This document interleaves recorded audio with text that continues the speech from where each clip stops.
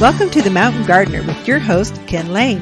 Gardening can be challenging, but with Ken's tips, tricks, and local advice, you'll reap huge rewards. Now welcome your host, Ken Lane. And welcome to this week's edition of The Mountain Gardener, your host, Ken Lane. Here every week talking about the landscapes of northern Arizona. And we are in the full peak of spring. Everything's leafing out. I was driving into the show today at the garden center and overlooking the city of Prescott. And so over a hill, and you could just see all the trees have leafed out. You can hardly see any rocks anymore. It's just this nice, beautiful green bowl called Prescott, Arizona. Prescott Valley, the entrance going in and out of town, they do just a fabulous job of those medians driving in and out. Oh, full bloom, full leafed out, just looking so good. The mountains of Arizona, they've woken up. And so the spring season is here. If you have plants at this point that have not leafed out yet, that are brown, that are still twiggy, you're getting close to calling it, going, okay, it's not going to wake up, or it's not worthy enough, or it got damaged over winter. We call that winter kill or winter burn.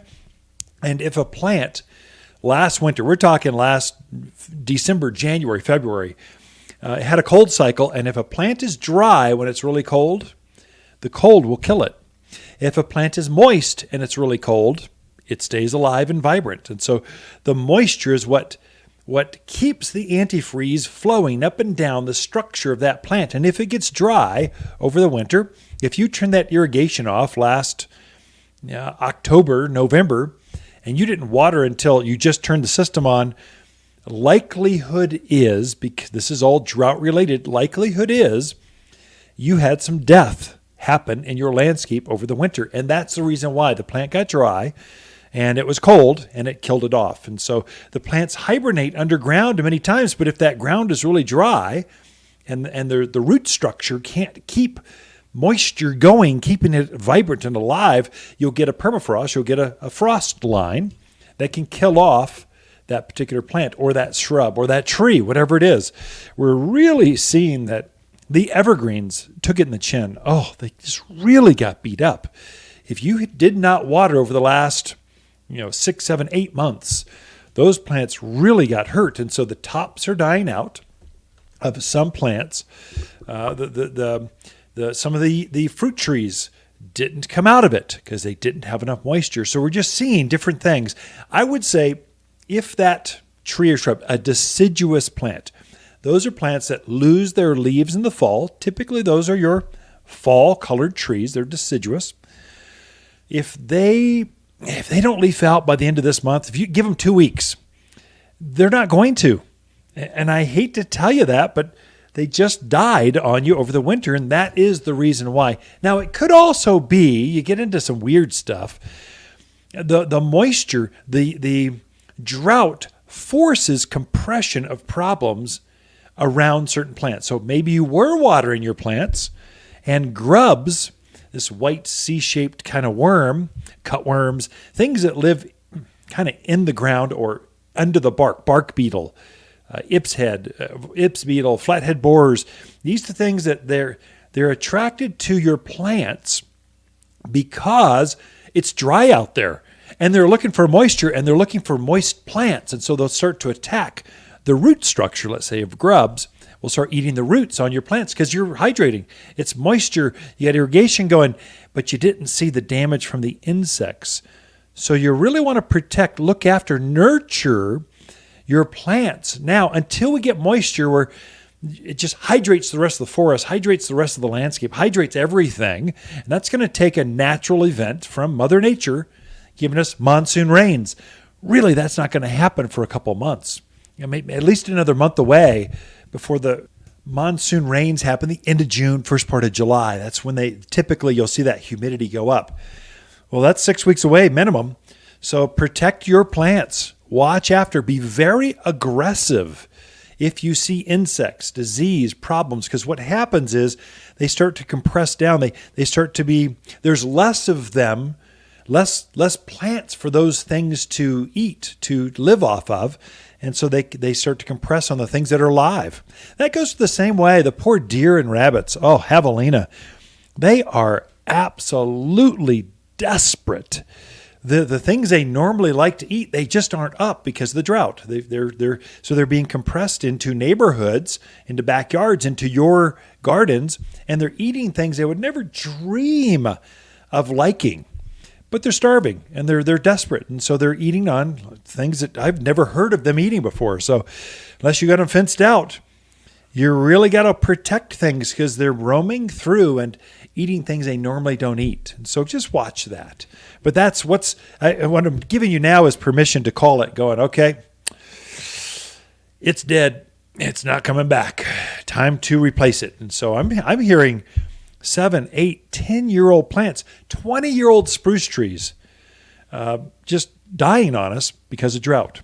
So that's all because you had, when you first planted that plant, you put 2 emitters on either side of that plant. Now this thing's grown up for 10, 15 years.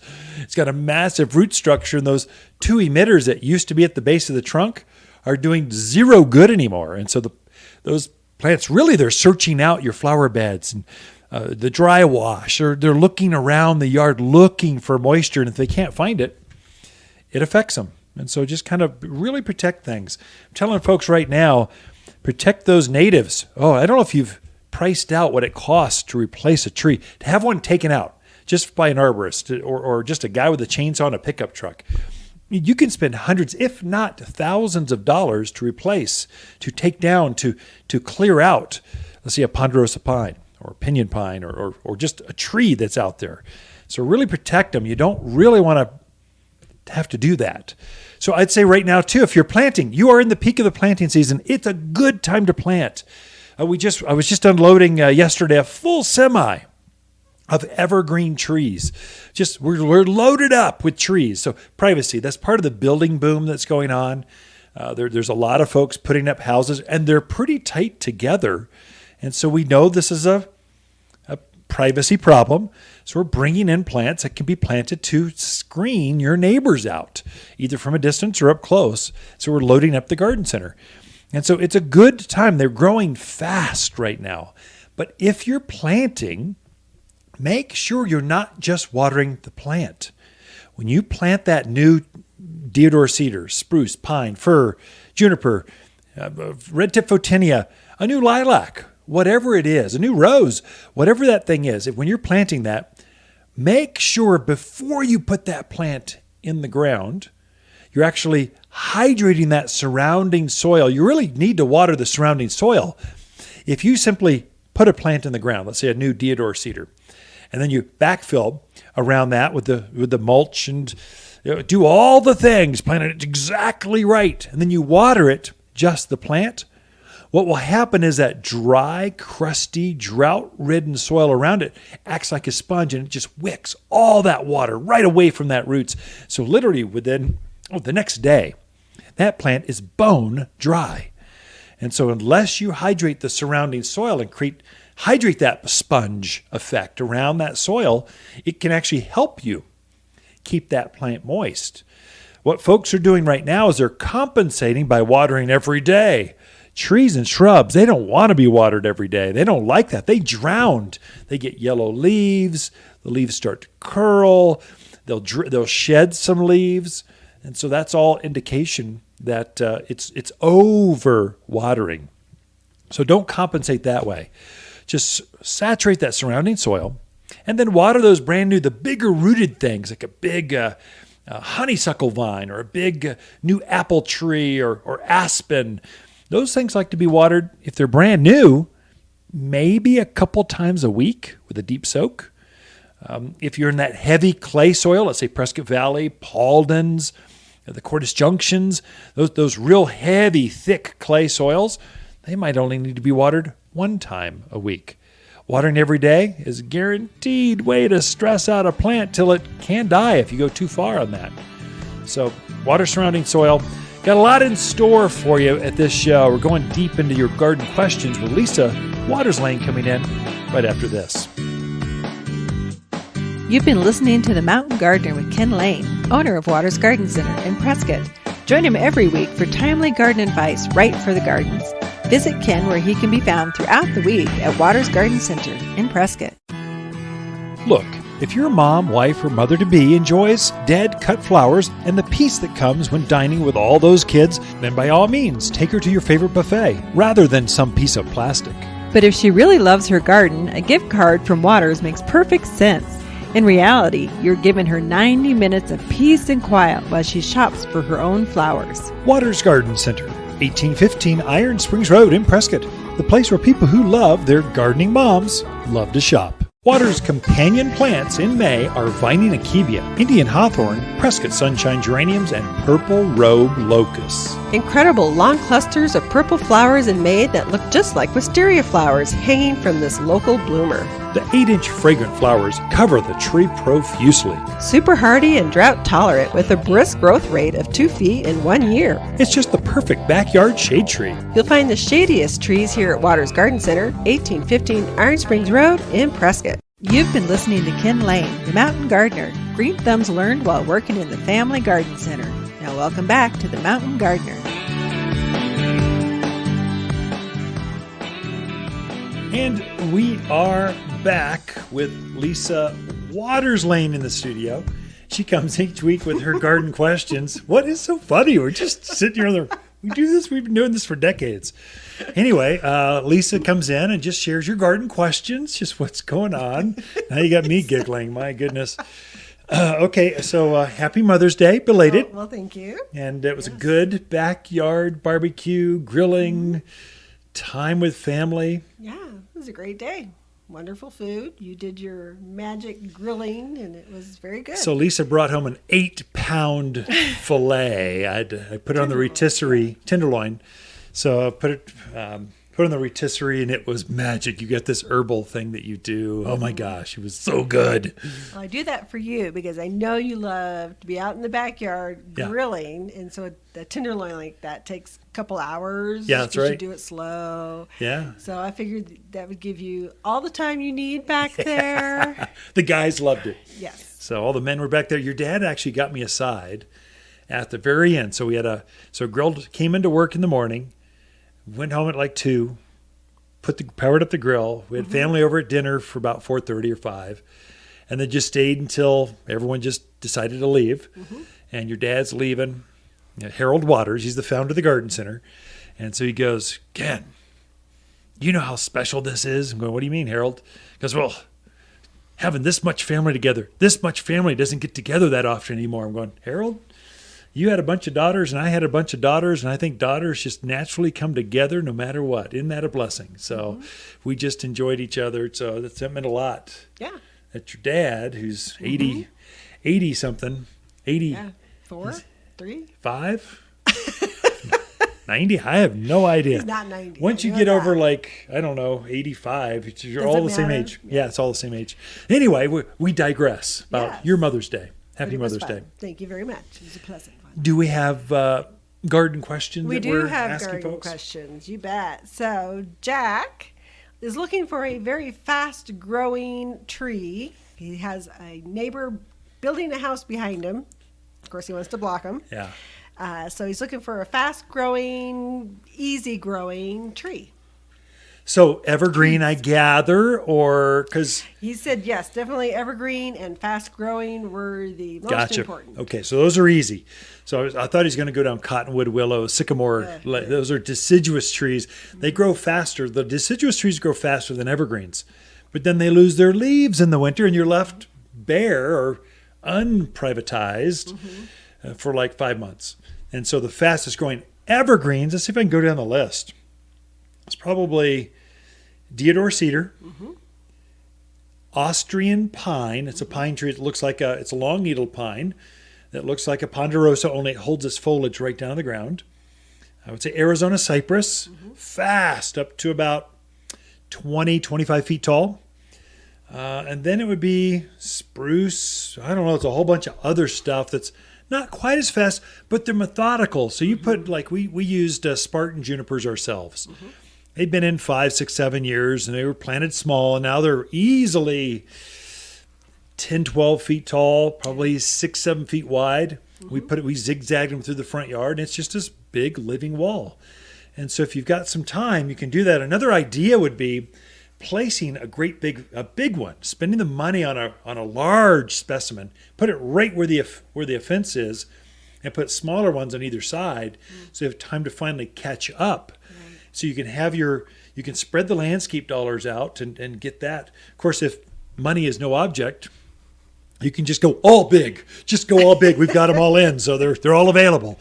So you can do that too. Okay, so a few things to choose from. Deodar cedar, Austrian pines, Arizona cypress, Colorado spruce, and then everything else. Okay. All right. Next question is from Lori. She's looking for recommendations for plants to make a hedge that are rabbit and deer resistant. That's a hard one for a hedge. So a short hedge, I don't know what size she wants her hedge, but Boxwood's the number one seller. Boxwood is a low growing, maybe it gets up to about hip, maybe 4, maybe 5 feet tall, something like that. It's a good, strong, green, consistent, and nothing eats it. Right. In the shade, the same thing would be like that. That'd be rhododendrons and azaleas. They can be hedged as well in more shaded areas. So I don't know if she's not giving holly. Isn't holly? Holly's another one you could do with. That's another great choice. Out in the sun, if you want a head high thing, you go with cotoneaster, red clusterberry cotoneaster, and silverberry. It's a native plant that grows wild here. They'll easily get up head high, and you can't see through them. I'm sure there's some others I just can't think about. Is Texas privet deer resistant? I can't remember. It is. You just want to stay away from red tip photinia. Yeah. Everything eats on that, including bugs and disease and pestilence and deer and rabbits. So euonymus, they'll eat on that, but they don't eat on the boxwoods. They don't eat on cotoneasters. They don't eat on silverberry. I'm sure there's a couple others you could play with too. Okay. All right. Good recommendations. Yeah. Just got to check them out and see what size and height and width you need and all that. Yeah. All right. Well, Lindsay's new to gardening. She now has a raised bed. Her husband built for her. Yay! You got a good husband. Keep him. Yeah. She's going to be putting her veggies, tomatoes, pepper, blah, blah, blah, blah, blah. She came down and she got the 6447 fertilizer. Right. And she also got the Root and Grow. Her question is, can she use those two together, or do you only use one or the other? Gotcha. And then also her second question is, how often is she probably going to need to be watering that bed? Gotcha. So good, all good questions. So for the listeners that are tuned in or watching the vlog, so the 6447. So we made a fruit and vegetable food for the mountains of Arizona. It's unique for here, this higher elevation, and we know you're going to need calcium. And so the 7 is 7% calcium, and that's what that is. So it's granular, it's organic, pelletized, so you can sprinkle it on the soil, water it in, easier to use. And so it's made for vegetables. Perfect. She did good. Usually you're going to plant that, sprinkle that on top of the soil, and as you water or it rains, every time that water hits that, it'll release and get a little bit of food. And organics release very slowly over a long period of time. You're going to water in with the Root and Grow. This is a transplant shock. It's basically a compost tea that we make here at Waters Garden Center. And it's great for transplant shock. The best houseplant food you've ever seen. The best cactus food you've ever had. Because it's compost tea. You can use those together, no problem. Again, compost tea is more available right now. It's going to stimulate root growth. You need that. And then the fruit and vegetable food is going to release over a good 6-8 weeks. Okay. And then you're probably going to reapply every 6 to 8 weeks. The plants will just stop growing all of a sudden. So you kind of go, oh, they're running out of juice. Then as soon as you hit them again with that fruit and vegetable food, boy, it takes right off. How often to water is much, much trickier. So probably right now we're watering every 3 days. Right. The vegetable flower gardens. We just heated up this week, so maybe it'll go down to every 2 days. But in the peak, in another month, in June, it's going to be 95, dry, prevailing southwest wind. You just got to get your plants to live through June. Just make it until the monsoons or the humidity goes back up with some shade cover. So just get them through June, and then usually the pressure throttles back on you. So you might have to water every day. And make sure you water in the morning.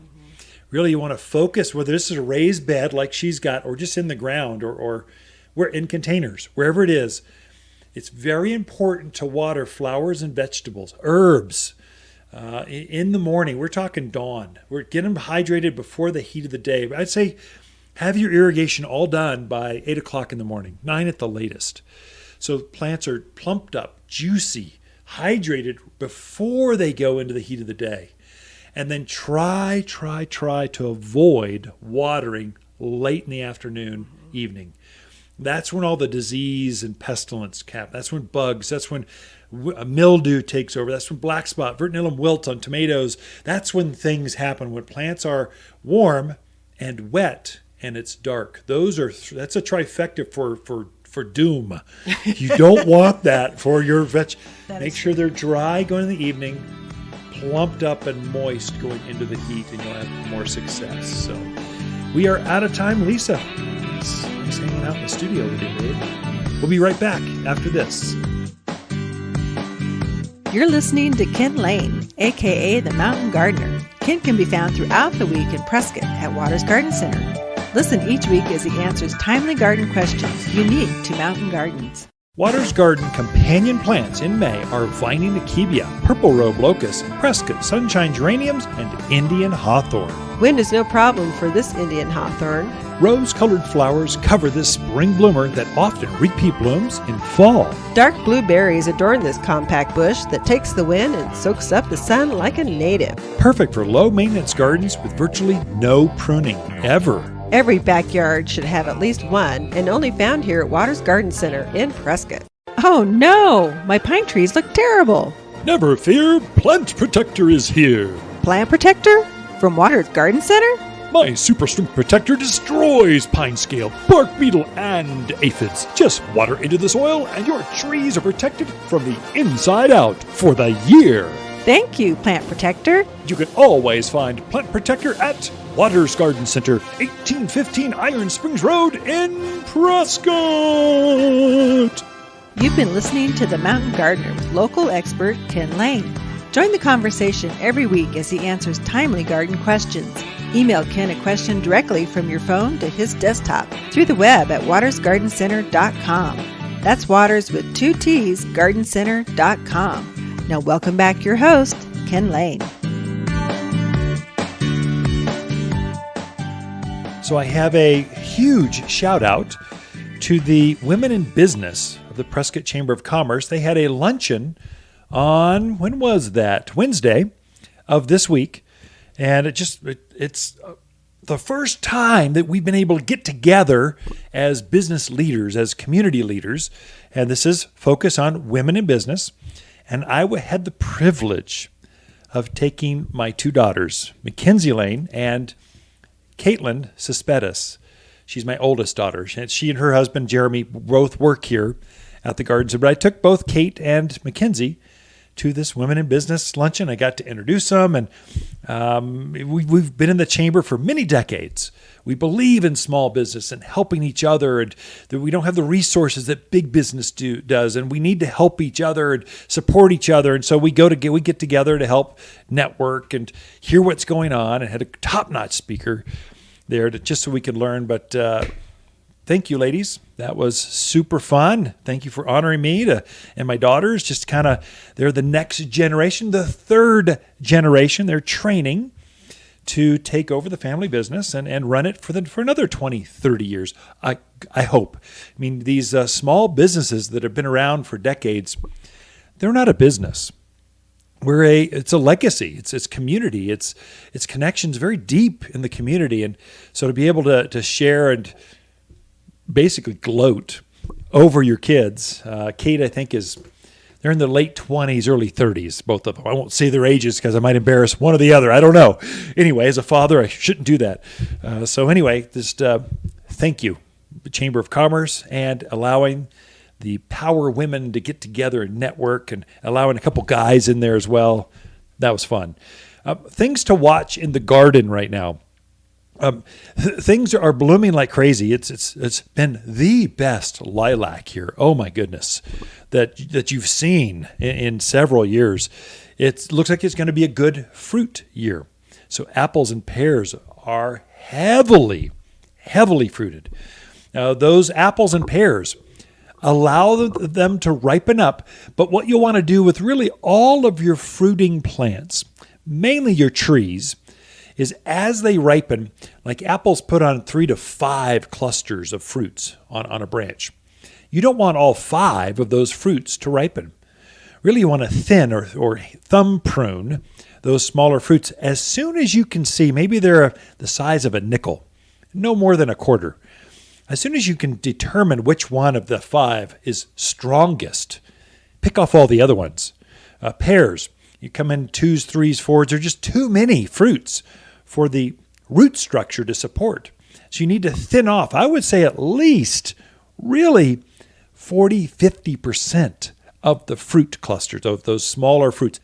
And you want to do it while the fruits are still quite small. So the energy from that root can go up through the remaining fruits, and that's the way you get very large fruits. Secondly, like I mentioned at the opening of the show, there is more pressure on those fruits for insects to eat. And so there's less fruit for them to go after because this is drought driven. So they usually go after moisture. You've got more things to eat, so you get less. It just spreads those few bugs out over more trees, and so you don't see as much damage on fruits. This year, I predict there's going to be a lot of damage unless you really protect things. There's less fruit trees. Some of them got damaged. Some of them died. And so the few remaining are going to see all those bugs will compress down onto those remaining fruits. So really spray them, take care of them, watch after them. So with apples and pears, I'd mentioned those. You really do want to hang a codling moth trap in each individual tree.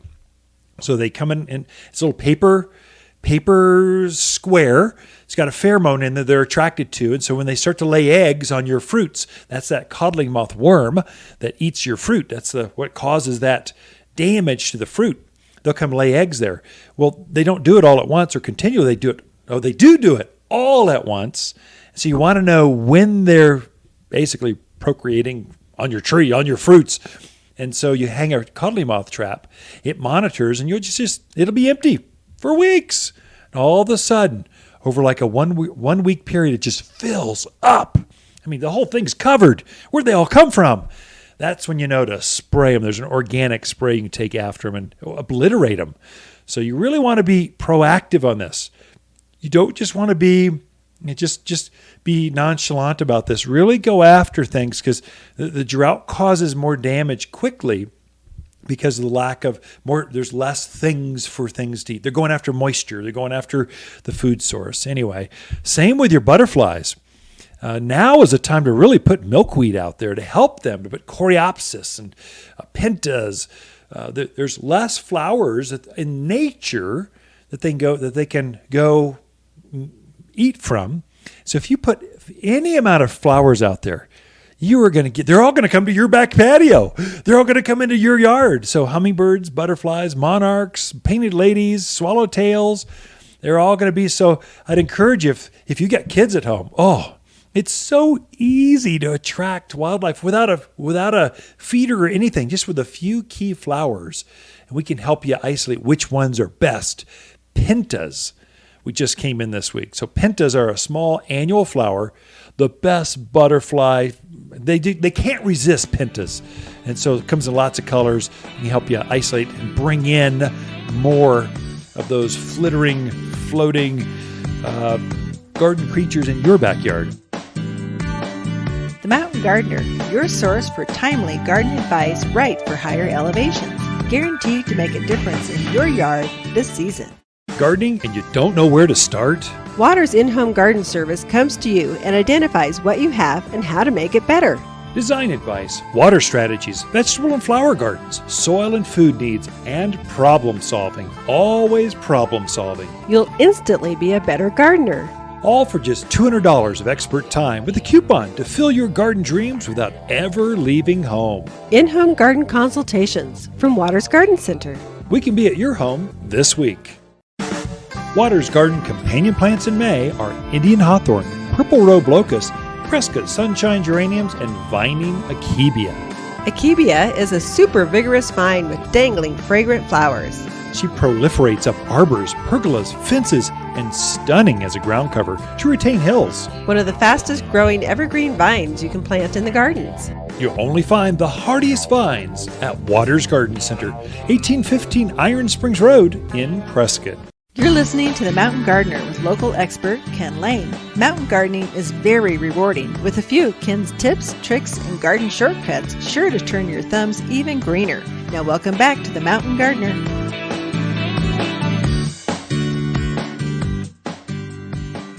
All right, so we are back with Lisa Waters Lane in the studio. She comes each week and just shares what's going on in her gardens. And so I think there's some value to that. And then you don't just have to listen to me drone on and on and on and on. But you drone so on. eloquently. Making the words dance across the airwaves for those that tune in by radio and by video, for those that tune in by video wave. So anyway, welcome back to the studio. Thank you. So what's making you happy out in the gardens? Lots of things. So You've been busy gardening, that's for sure. Yes. So every week I kind of think about what are we going to talk about that's exciting. And that's what you do. I was going to talk about summer blooming shrubs, but I got distracted by this amazing shipment of perennials that we got in. Good. Yeah. I mean, big, beautiful perennials. So I have to talk about them instead. Hey, you know what? This is like magic or like Christmas for gardeners. And as we get closer and closer to June, perennials become bigger and bigger and bolder, and they all go into bloom.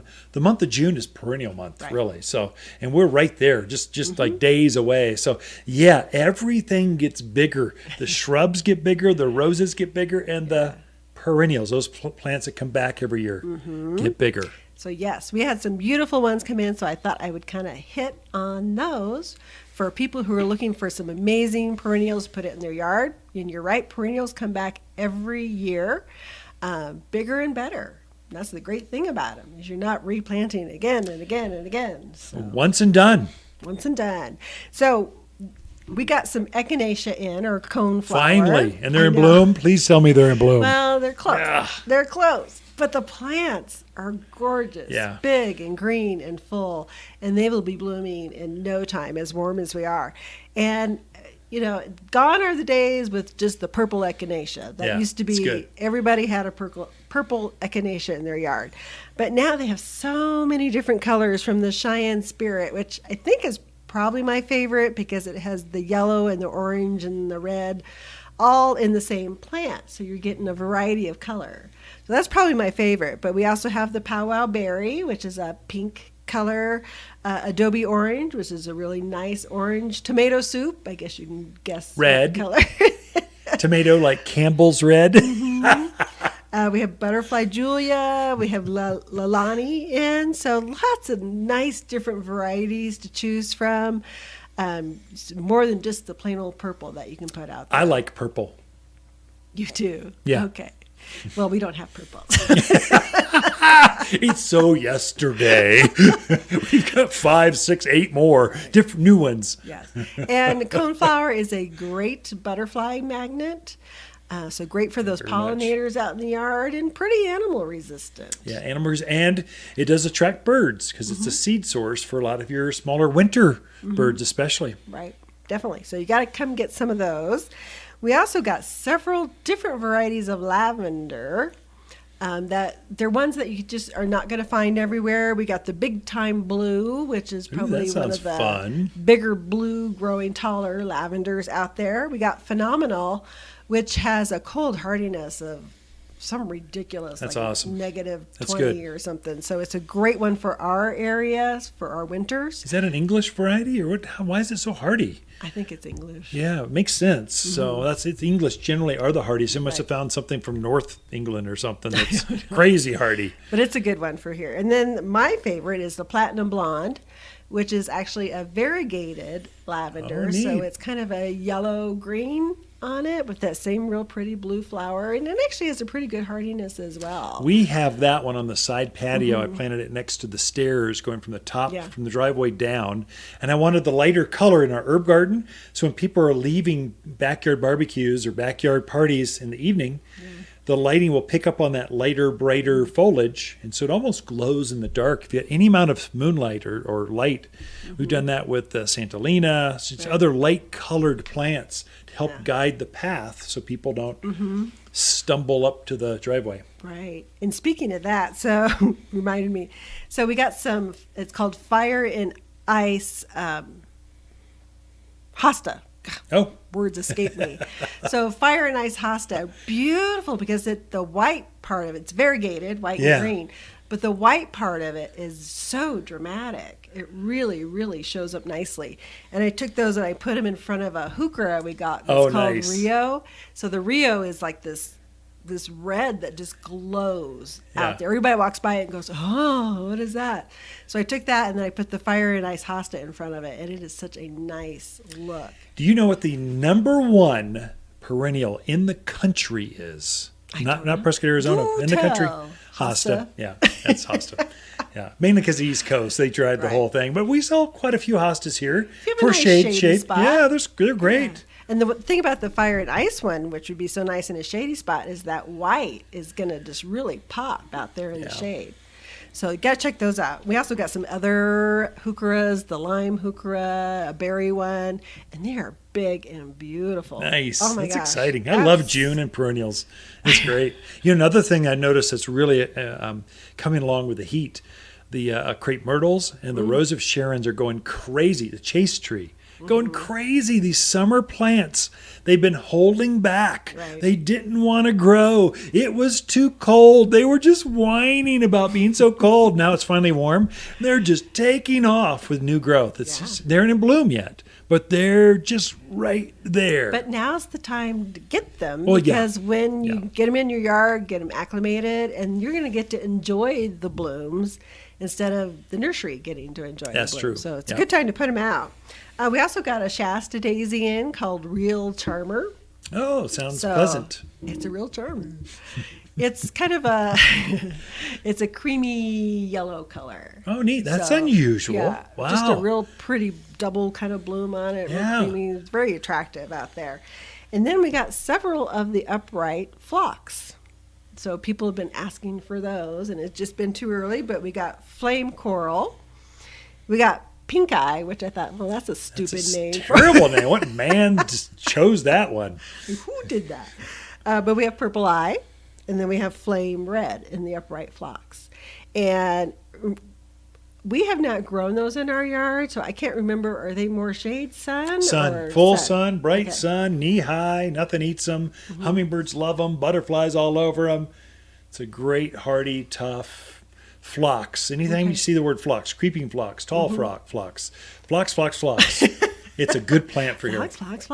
Okay. And then Veronicas, which I know are full sun. Right. Another one that's a great animal resistant plant. We have Moody Blues, we have Moody Mauve, and we have Blues Pink. Those are pretty good names, I think. It's either names of bands or flowers. I'm not sure. Do they have an instrument they kind of take up? But the Veronica's nice, has that real kind of spiky flower on there, good continual bloomer. Yeah. So it's just some really nice. We got some more Russian sage in. We got more catmint in, which if you need a good plant to draw bees into your garden areas, the catmint is the way it's to a great go. pollinator for any of the wild pollinators out there. It's a great one.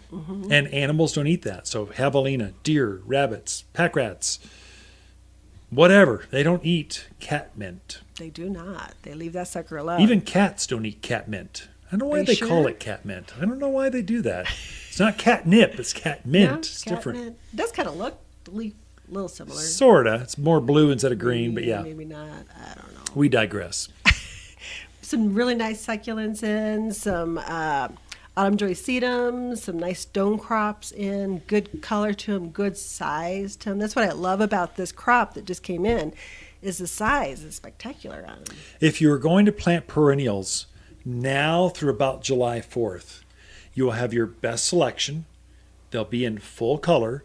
They're fully rooted, so they're more robust. So typically, been a 1 gallon plant, sometimes 2 gallons. But the root ball is large enough where you get a lot of mistake factor. Right. You can plant them in containers, raised beds, in the ground, wherever. You can truly make a cottage garden, a true full-on, true garden with perennials. And you really want to focus in on spring bloomers, then summer bloomers, then fall bloomers, and even some winter evergreens. Yeah. Like one of your favorites this year is the rainbow ascot euphorbia. Yeah. Like you can't bring home any more euphorbia or houseplants to the Lane Casa, or they'll be overrun. All right, Ken and Lisa Lane and the Mountain Gardeners. We'll be right back after this. Look for more tips, tricks, and garden shortcuts through Ken's website. Podcast the show, read his weekly garden column, or follow him on Facebook and Instagram at watersgardencenter.com. That's Waters with 2 T's, gardencenter.com. Waters Garden companion plants in May are purple robe locust, Viney achevia, Prescott sunshine geraniums, and easy elegant roses. Just plant these roses in a sunny spot and enjoy. We've married the beauty of long stem roses with the easy care of shrub roses for landscape color like no other plant in the backyard. Choose fragrant reds, radiant pinks, corals, vivacious yellows, and stately whites. Extremely fragrant and only found locally at Waters Garden Center in Prescott. Welcome to the Mountain Gardener with Ken Lane. Gardening in the mountains is different. Listen to Ken's tips, tricks, and garden shortcuts guaranteed to make your gardens more beautiful than ever this year. Now for better advice that works locally, welcome your host, Ken Lane.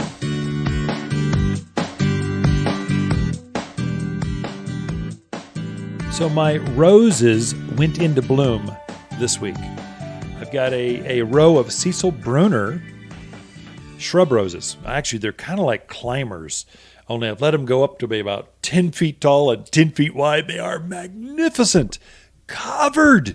I mean, you can't see the foliage. They're covered in flowers. It's magnificent. It's beautiful. It's what gardening's all about. My shrub roses just opened up. All the roses are budding heavily, or they are in full bloom. This part of the country, the mountains of Arizona, grows better roses than anywhere else in the country. And here's the reason why. So in the Midwest, you've got to cut those things back in the fall and insulate them, or they freeze and die. We don't do that here. In the desert, you've got to cut them back in the fall and kind of protect them because they leaf out so early. They don't like the summer so much. It's so hot here. We don't have heat here. We just we let them go through winter, and then we trim them up in March, and we fertilize them. And they just start to bloom consistently. We don't have the black spot that the South has. We just are so dry. We don't have that humidity causes black spot. We get a little bit of mildew, but not very much like the Midwest gets. So there it's just rampant. I mean, if you don't treat your roses every 2 weeks with some sort of broad spectrum fungicide, they're going to get mildew and die. We don't do that. We might spot treat every once in a while, but it's very rare. And so the high altitude sunshine and the dryness makes for easy care of roses. There's basically 4 different kinds of roses. I thought I'd just explain those real quick. The number one seller, the one that your grandparents grew so many years ago, they've been the most popular, and they still are hybrid tea roses. These are long-stemmed roses. So it's one long cane, and you've got one huge flower, usually quite fragrant. Well, I guess it depends. Yeah, not all of them are fragrant. I'll explain what we do here. Most of ours are fragrant, but not all of them. Sometimes they're so hybridized, the fragrance leaves the flower, but long stem roses are hybrid teas. Floribunda rose is the next most popular. That's where it's a long cane, and then on the end of that, it usually has one large flower and several other smaller flowers. It's like a starburst or a firework of flowers at the end. Not just one big one, but several flowers on the end of this long stem. That's Floribunda. Both very easy to care for. Then you get into shrub roses. Shrub roses have no graft, so they're grown on their own rootstock, so they're super easy to grow. And so if they get killed back to the ground, they come right back just as they were before, whereas grafted roses, hybrid teas and floribundas, are typically grafted, we graft this new variety onto a different type of rootstock, and we get these funky colors. The bright new introductions are typically hybrid teas or floribundas. Shrub roses don't do that. They're getting where shrub roses have almost as large a flower as a hybrid tea. Some of them have fragrance, like a floribunda. And so they're getting where they're creating these new shrub roses that are magnificent and much easier to grow. If you're brand new to roses, go with the shrub rose and then build your skills up from there. Then you have what's called carpet roses. These are low-growing roses, ground cover roses. Again, they're typically like a shrub rose, only they're on their own rootstock, like a shrub rose, only they only grow knee-high maybe, and they spread out. They're great for in between rocks, in between boulders, and just spilling out with color. And all four of these so far, your hybrid teas, floribundas, shrubs, and carpets, these are typically all repeat blooming type of flowers. They flush really big in spring. They'll take a little break, come back with another flush, take a break, come back with another set of flowers. They just pulsate flowers throughout the entire growing season. And that's what you really want in your landscape. Then you get into climbing roses. Climbing roses are big boys. That's like my Cecil Bruner rose. This thing is 10 foot. I mean, most other roses are maybe hip high, knee 3-4 feet, easy to maintain, great accent against the house or in a container, out in the raised beds, along the driveway. You don't do that with a climbing rose. Climbing roses, they go up buildings. They go over sheds.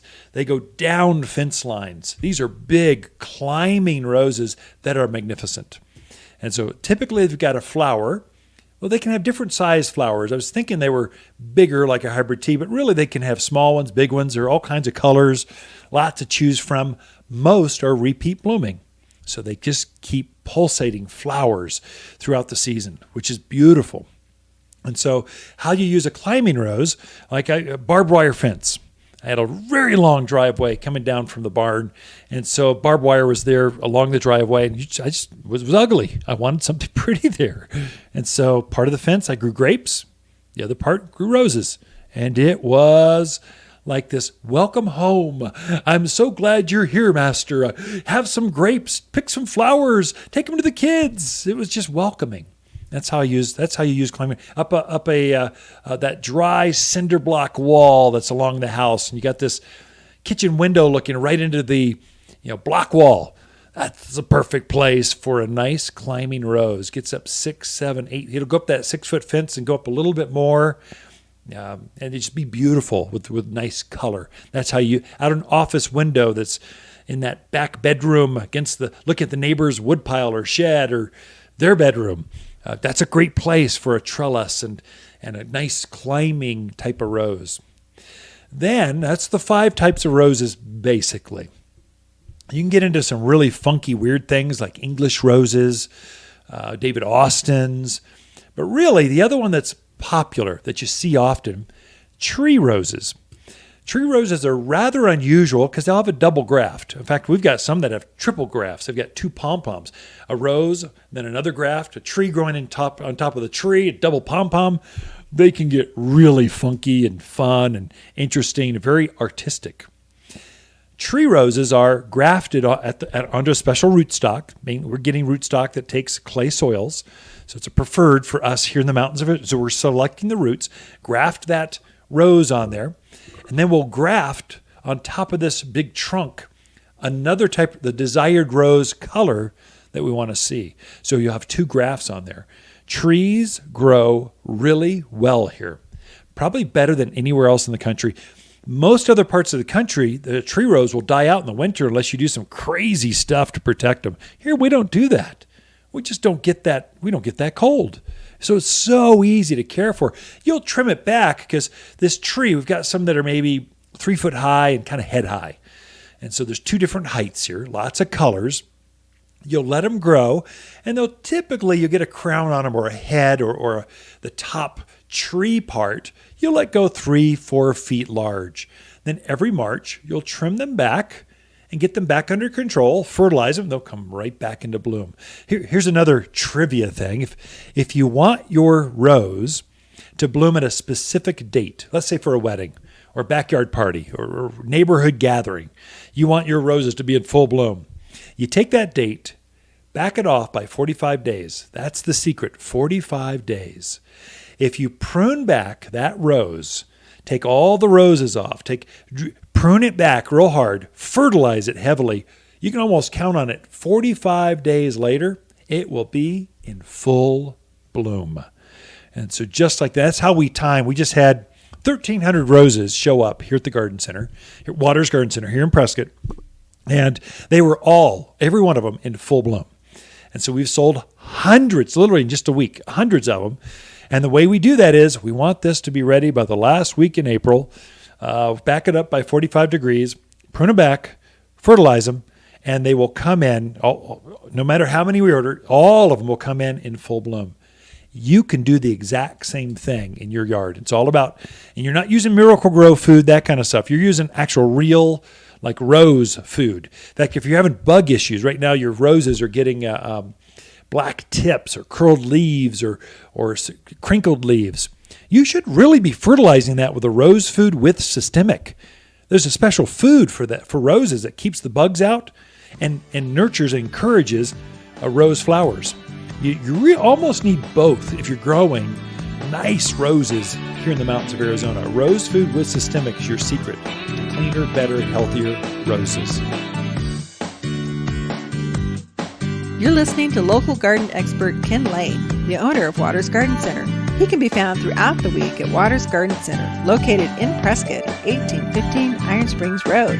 Thanks for tuning in to The Mountain Gardener. If life is a bowl of cherries, why not make them the biggest, sweetest cherries ever? Waters Garden Center is super excited to introduce our new organic fruit and vegetable plant food. This fertilizer has the bonus of added calcium that gives fruit trees and veggies an extra boost to produce healthy, abundant crops. Feed your plants now to help them thrive and grow more fruits than ever, and just $27 for a 20-pound bag. Safe, natural, organic fruit and vegetable plant food only at Waters Garden Center. Look, if your mom, wife, or mother-to-be enjoys dead, cut flowers and the peace that comes when dining with all those kids, then by all means, take her to your favorite buffet, rather than some piece of plastic. But if she really loves her garden, a gift card from Waters makes perfect sense. In reality, you're giving her 90 minutes of peace and quiet while she shops for her own flowers. Waters Garden Center, 1815 Iron Springs Road in Prescott, the place where people who love their gardening moms love to shop. You've tuned in to The Mountain Gardener with local garden expert Ken Lane. Join him each week as he answers timely garden questions that are sure to make a difference in your gardens. Now welcome your host, Ken Lane.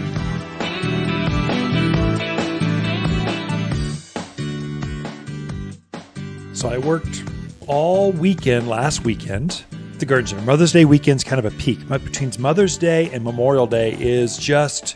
Garden centers are slammed in the mountains of Arizona. So we set a record day on Saturday. We've never seen that many customers, that much volume, that many plants going out. It was so much fun. Oh my gosh. A little crowded the parking lot a couple times. I had to actually go out and direct traffic sometimes. People are going, what are you doing out here? I'm helping folks find parking spaces, but you own the place. I'm going, yeah, I'm making sure customers are happy. That's how you own a business that's been around for 59 years. You got to make sure you're watching registers. Lines don't go too far. They're moving fast. You want to make sure people are able to park and be comfortable, get in, make sure there's enough shopping carts and answer questions. And that's what we do. And so in between that, I'm going to be here all weekend. This weekend, Lisa, myself, the 4 kids, there'll be 6 family members working here and a great staff that's actually smarter than any of the family members. They're just tremendous.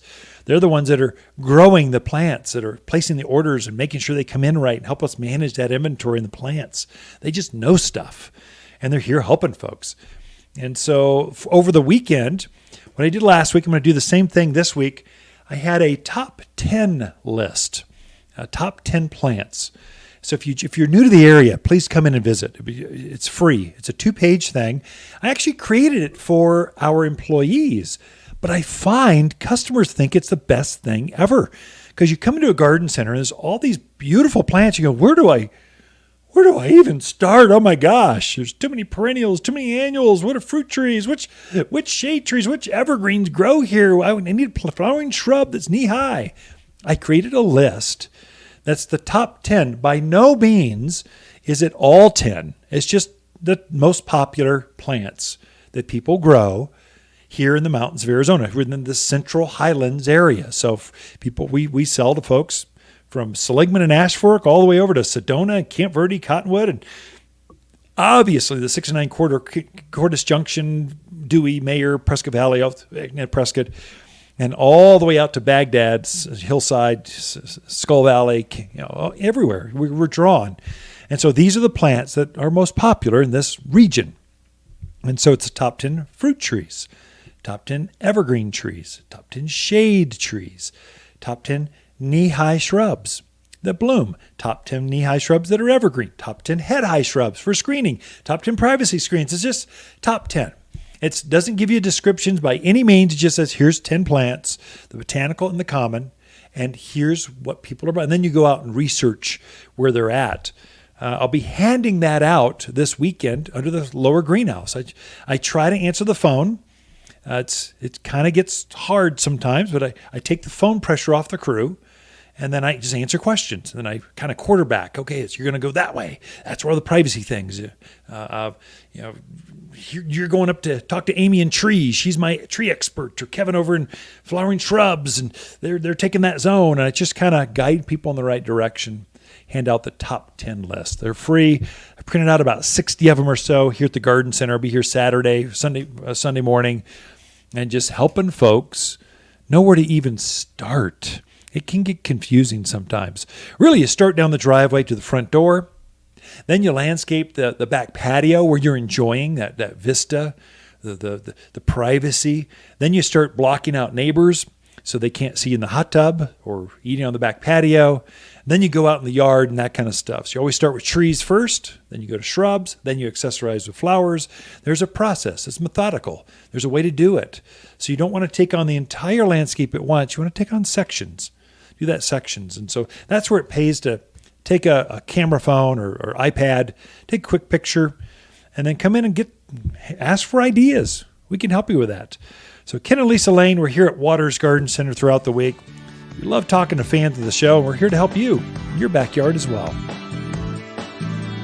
If you want a more fruitful garden, increase success in your landscape that just feels better, then tune in every week to The Mountain Gardener. Years of tips, tricks, and garden shortcuts are guaranteed to make your gardens nicer than ever. Listen to this podcast or read Ken's weekly garden column by visiting watersgardencenter.com. That's Waters with 2 T's, gardencenter.com. Thanks for tuning in. I was raised in a nice house with my family. Now I'm out on my own and have my own apartment. I love my cute little place, but there's something I do miss. I miss my mom's garden in the backyard. It was so special because over the years I was growing up, I watched her give those flowers and plants such a personal, loving touch and so much color. I miss it so. Well, guess what? I just visited my local garden center and they gave me some great ideas. And now, because of them, when I look out my patio window, I see the beautiful planter they suggested, teeming with flowers, bright Arizona flowers. Looking at those flowers gives me such a nice feeling, and it's almost like being with Mom in the backyard all over again. Want help with planting? It's all online at plant-something.org. Brought to you by the Arizona Nursery Association at plant-something.org. You'll love it too. If you want a more fruitful garden, increase success in your landscape that just feels better, then tune in every week to The Mountain Gardener. Years of tips, tricks, and garden shortcuts are guaranteed to make your gardens nicer than ever. Listen to this podcast or read Ken's weekly garden column by visiting watersgardencenter.com. That's Waters with 2 T's, gardencenter.com. Thanks for tuning in.